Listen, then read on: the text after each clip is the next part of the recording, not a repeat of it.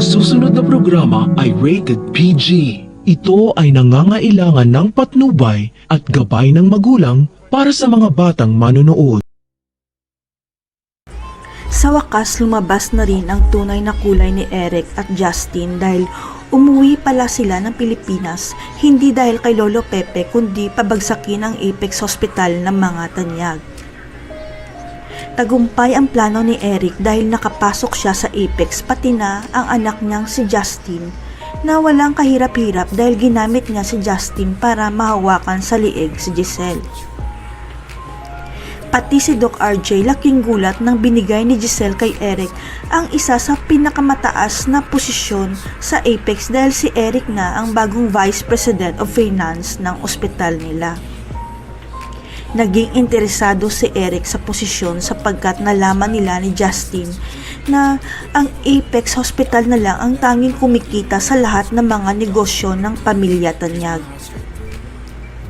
Kaya sa oras na magtagumpay si Eric at Justin sa masama nilang plano, siguradong pupulutin sa kangkungan ang pamilya Tanyag dahil sa maling desisyon ni Giselle. Ang hindi alam ni Giselle at Doc RJ, binibilog lang ni Eric at Justin ang mga ulo nila sapagkat hindi pala tunay na tanyag si Justin at si Eric ang may utak ng lahat.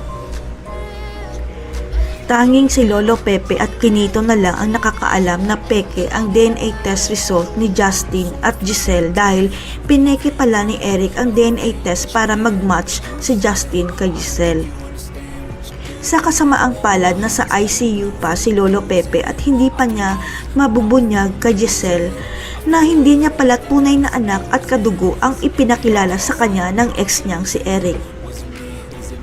Ang hindi alam ng lahat, si Justin pala ay anak ni Eric sa ibang babae sapagkat ang tunay nila na anak ni Giselle ay lalaki at hindi niya alam kung saan na ang anak nila. Hindi matanggap ni Eric na iniwan siya noon ni Giselle at inabandona pa ang anak nila sa Amerika at huli na niya nang malaman na si Lolo Pepe pala ang tunay na dahilan ng pag-iwan sa kanya.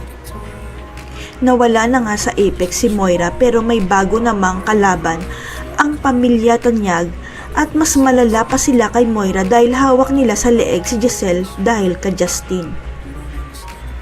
Pero hindi magtatagumpay ang kasamaan dahil magigising na si Lolo Pepe sa ICU at babalik na ng Pilipinas si Kinito para ilantad ang kasamaan ni Eric at ni Justin.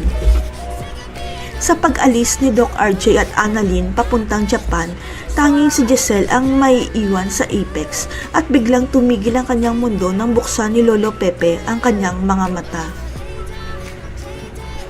Hindi na nagpaligoy-ligoy pa si Lolo Pepe at sinabi kay Giselle na hindi mo tunay na anak ang kasamang babae ni Eric dahil lalaki talaga ang tunay mong anak.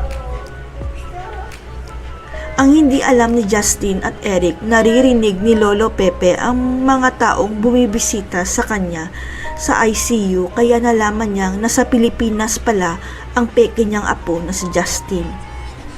Magtagumpay kaya si Eric at Justin sa plano nilang pabagsakin ang Apex.